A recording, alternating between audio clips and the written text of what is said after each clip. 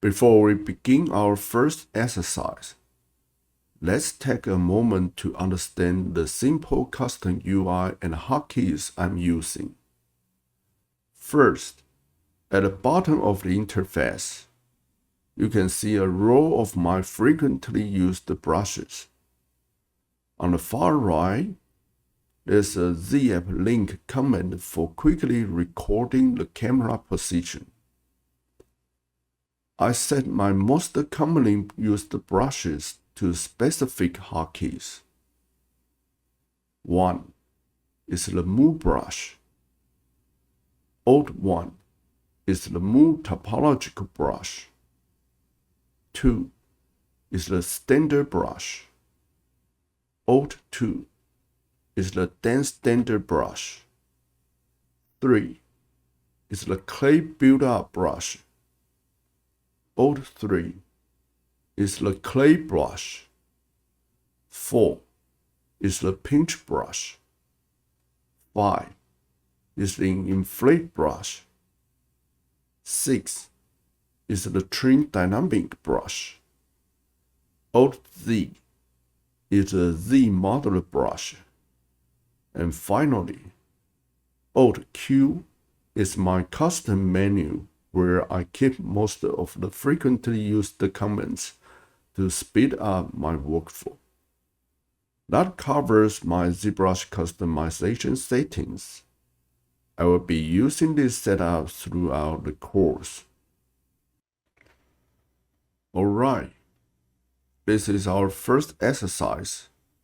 We will start practicing from the human head.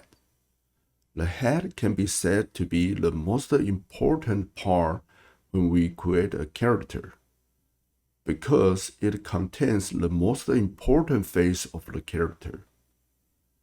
If you are not confident yet, you can bring the included ruler or human anatomy model for reference in the following exercise. Please keep in mind that this human anatomy model is for reference only. It is a simplified version that only focuses on the parts that would be visible in a normal sculpture. In addition, the human anatomy model may not necessarily be the appearance we want. It is normal for the model to be different from the human anatomy model when we refer to it. The focus is on the structure and the relationship of the human body. When starting a head sculpt, begin with the basic shape of the skull. Think of it as a blocky form. Start with a sphere and gradually refine it into the shape of the head. Pay attention to the major landmarks: the brow ridge, the cheekbones, the nose bridge, and the jawline. These features will guide you in refining the overall shape and proportions. While I'm sculpting, I always start with the big shape. Always pay attention to the volume and the silhouette. You can see that I used 2 spheres to divide the head into 2 large pieces. Pay attention to the relative position of the sphere and the ruler. We all follow this fixed guideline when making realistic characters.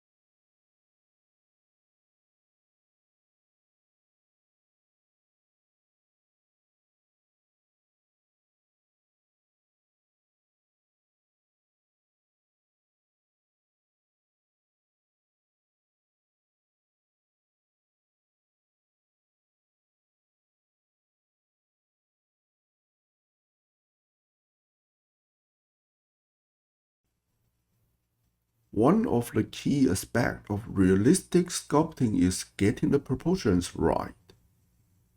The human face follows certain proportion rules, though there is a great deal of variation among individuals. Here are some general guidelines. The width of the face is usually about 5 eye widths. The eyes are positioned roughly halfway down the head. The bottom of the nose is located about 2/3 of the head. The ears are aligned with the eyes and the bottom of the nose. These proportions are a starting point. As you sculpt, remember to observe real human face or reference images to capture unique details and subtle variations.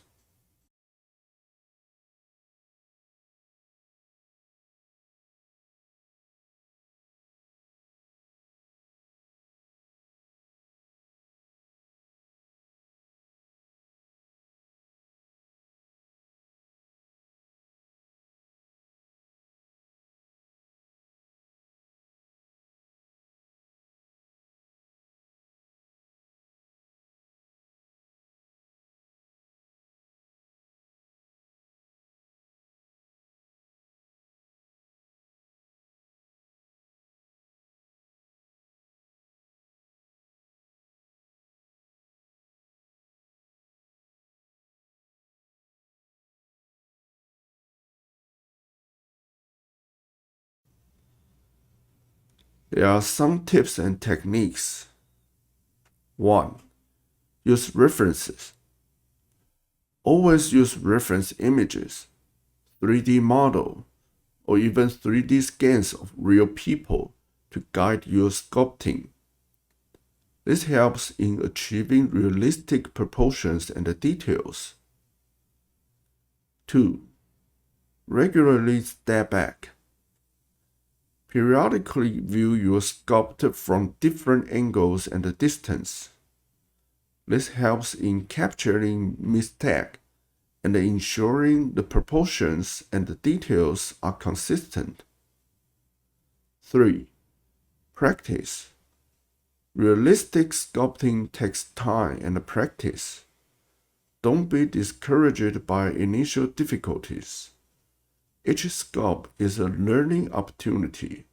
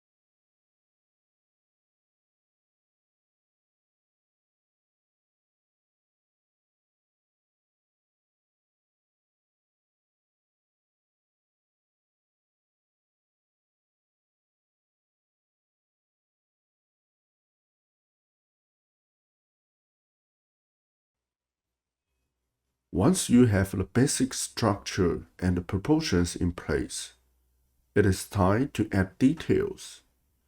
This step involves refining the facial features.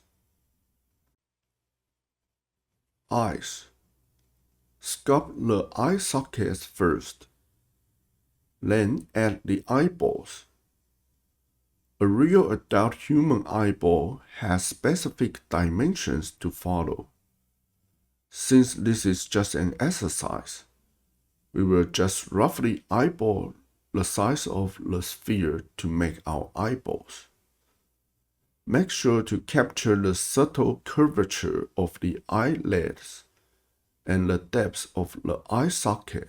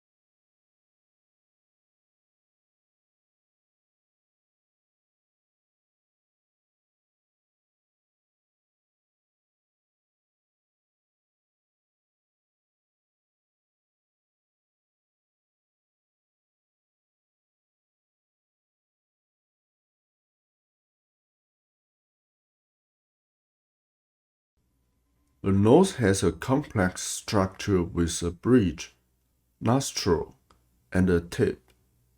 Pay attention to the nostril shape and the transition between the nose and the face.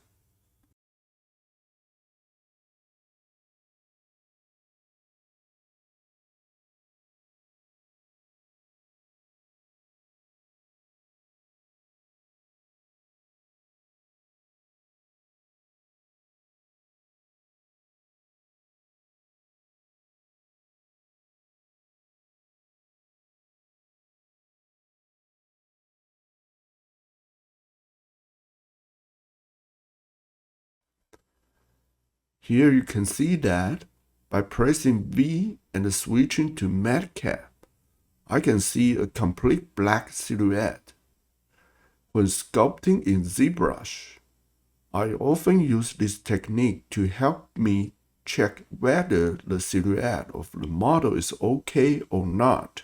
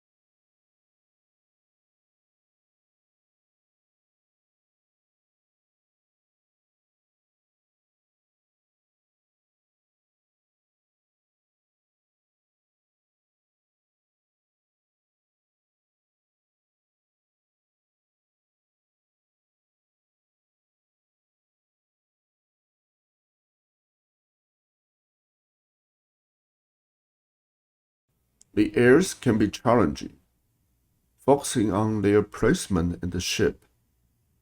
Ears are complex structures with folds and curves, so use references to get them right.